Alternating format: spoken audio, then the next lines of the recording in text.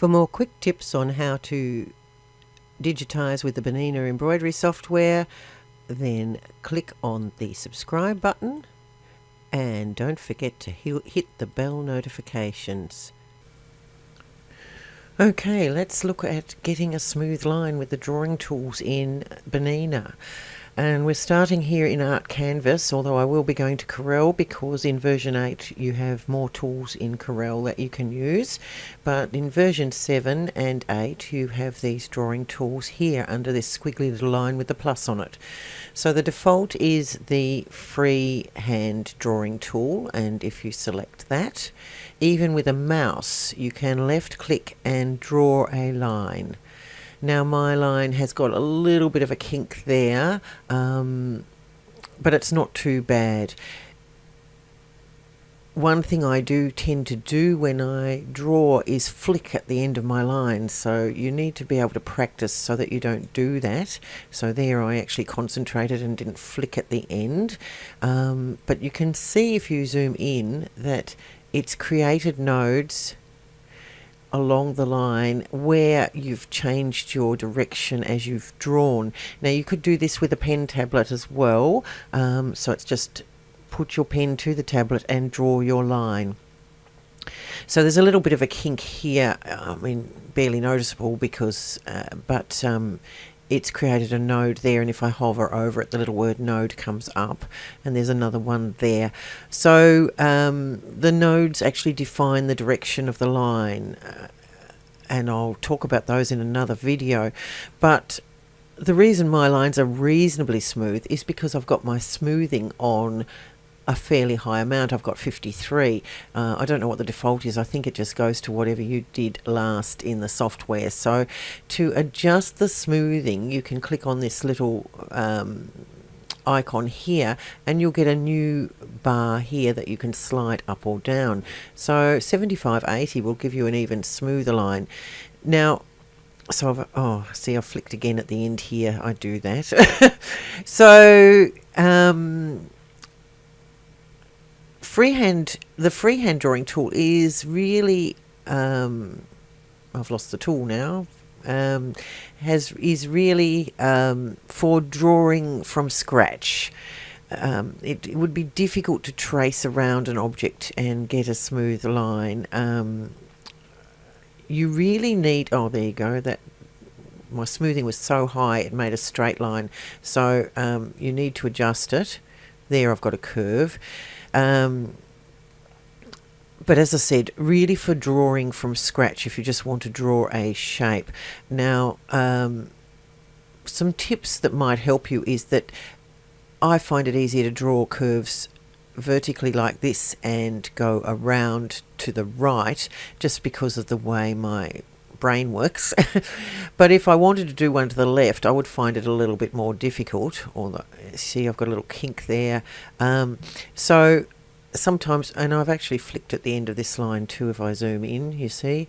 But that can be edited. All of those nodes can be edited. But if you find you can draw better in one direction than the other, then draw in that direction and then select the object and you'll be able to flip it with your flip tools up here.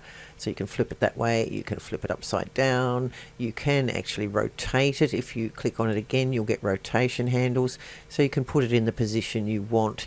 If you get a curve that you are comfortable doing either with your pen on your pen tablet or your mouse.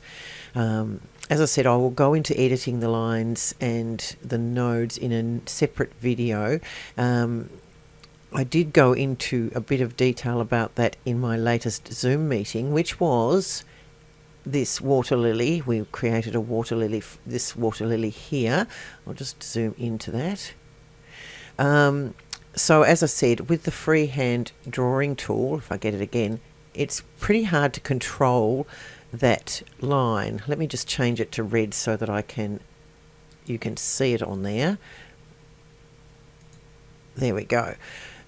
Although I didn't do a bad job, I would have to then edit the shape of this with the nodes to get it to follow around the petal. And as you saw, I moved quite quickly with my mouse. So that's another hint when you're using these tools. if you go slower, you're going to get more kinks. So you see here I actually got a peak because I slowly changed direction, whereas if I try and draw that same line a bit faster,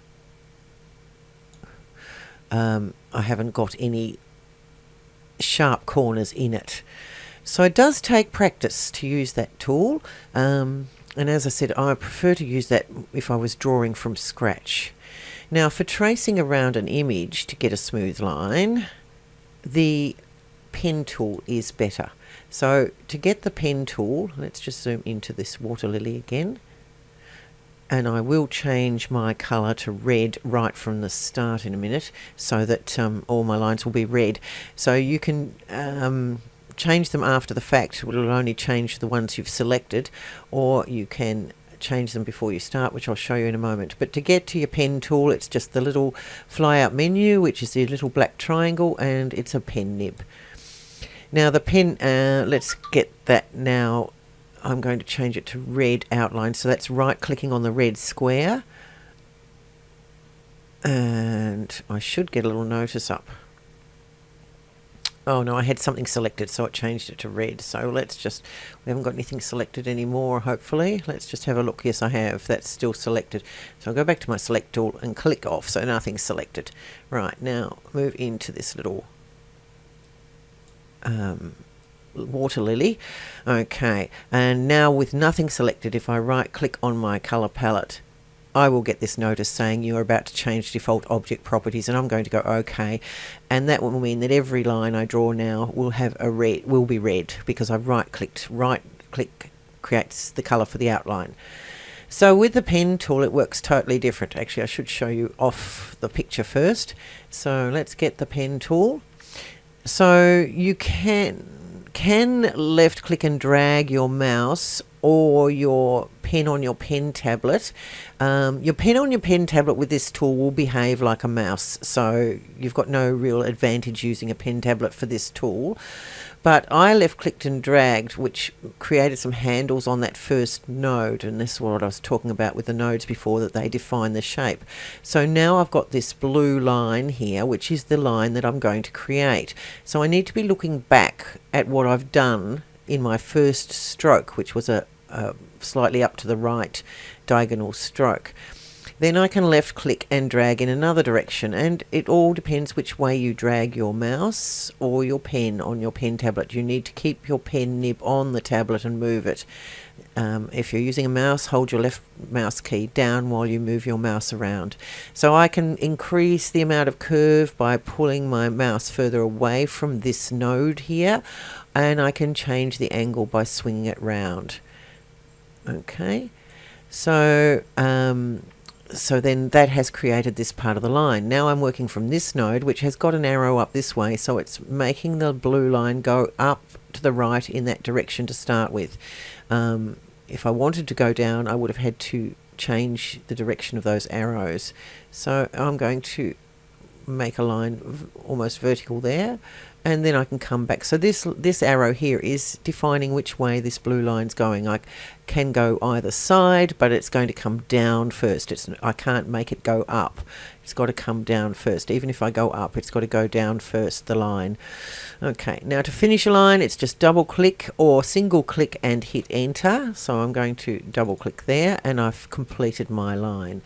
Now you can start your line with a single click, and that way you can go in any direction you like from that click, and then left click and drag. Now these nodes here that are being created by default are all symmetrical nodes.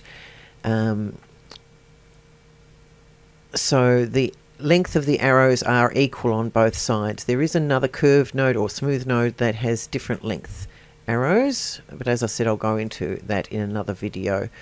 But by default it creates a symmetrical node. Now you can actually start straight lines in the middle of this, so you can left click and just left click. So if you do no dragging, you'll get straight lines with a sharp change, and then you can go back to your curves if you so desire. Okay, so I'm going to enter that, so that completes that line. I'll just now if you use the undo tool in this the undo button in this tool, the pen tool, it will only undo the last node you created. So you can, if you make a mistake, you can undo the last node you created. I just wanted to get rid of them all to get them off the screen. So I like this tool better for tracing around a petal. So let's trace around this petal here. So I can left click there, and then I can come here. The less nodes you put in, the smoother your line is going to be. So if you left click here, now I need to push that first line, this one that's been created here, I need to push it up in a curved shape. So I get it as close, the curve as close as I can to the shape of the petal, and then I release. So I'm looking from the start to the node I've just created. I'm not looking over here where my pen is. I'm trying to shape that curved line. That's pretty good there actually. So I've got that much done, and the arrow is going in this direction. Now I don't need to make lots of little clicks around that sharp point, because if you can see I've got a curve that roughly goes around. So if I click over here and drag, I can stretch out my arrows to get a sharper point there and release. And then I can click here, and actually that's not a good place because my curve is too wide already. But it's pretty close. It depends, we're pretty much zoomed in. It depends how close you want to get your lines, whether you're trying to exactly replicate what you're tracing or whether you're just trying to get the feel of it. Now, I've found that to finish off a tracing line, you really need to double click right on the end where you want the line to finish, or single click and enter.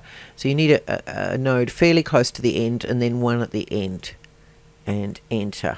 So you can see I've got quite a smooth line just by looking behind me all the time at where I've been, not where my mouse is as I complete the line. So they're the major two drawing tools in Art Canvas that help you get a smooth line. There is one other option, which is the Smart Drawing tool. Generally you're trying to make a shape with that, but it can work for an open line. So I've actually selected that Smart Drawing tool now, and it tries to recognize what you're trying to do. So if I'm trying to make a C shape, it will smooth it out,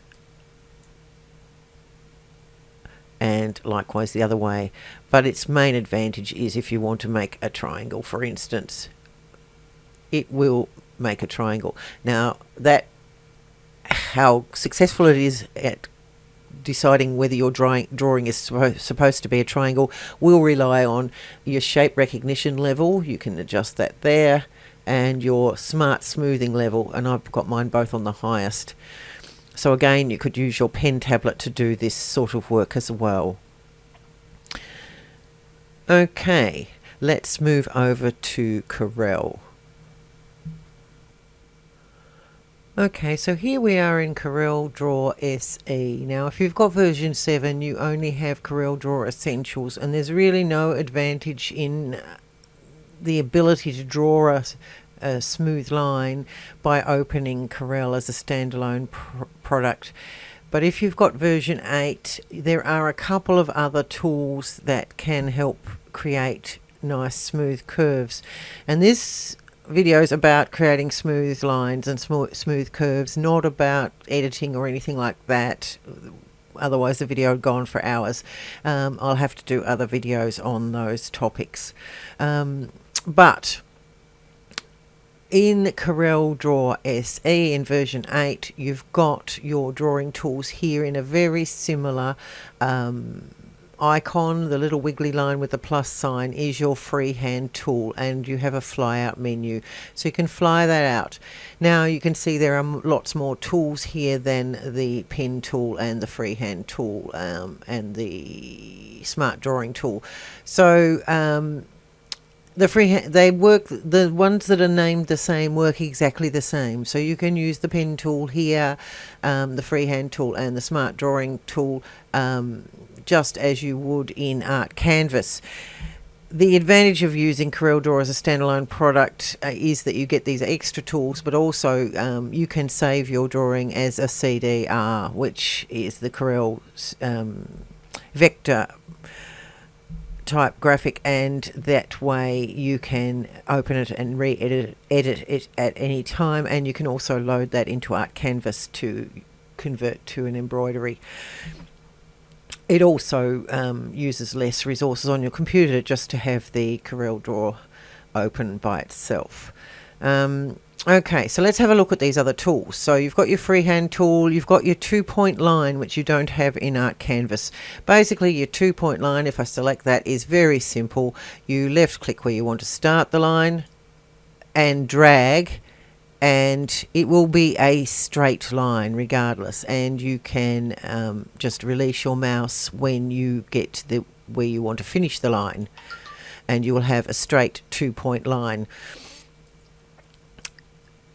The next one is the Bezier Tool. Now, the Bezier Tool and the Pen Tool are almost identical.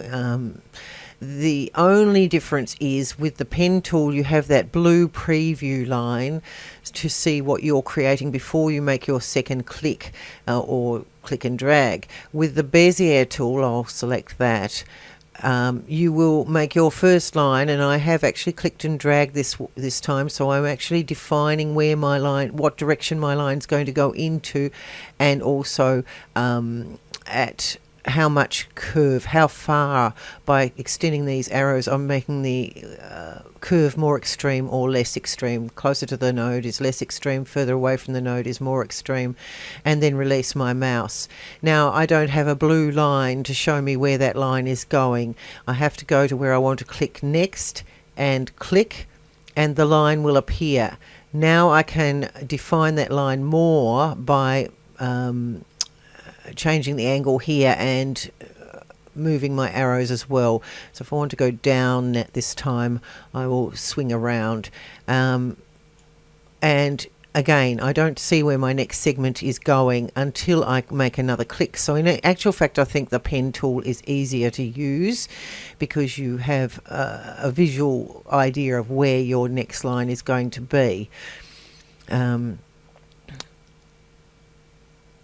You can, of course, also make straight lines by left clicking and then left clicking, or if you've got a pen tablet, just tap on your screen and tap on your screen and you will get a straight line segment, so you can combine the segments. Now, with your 2-point line too, of course, you can actually start a Bezier curve off the end of a 2-point line. You just need to find the node, left click, and in this case, because I already had that Bezier curve, I've actually connected to that 2-point line here.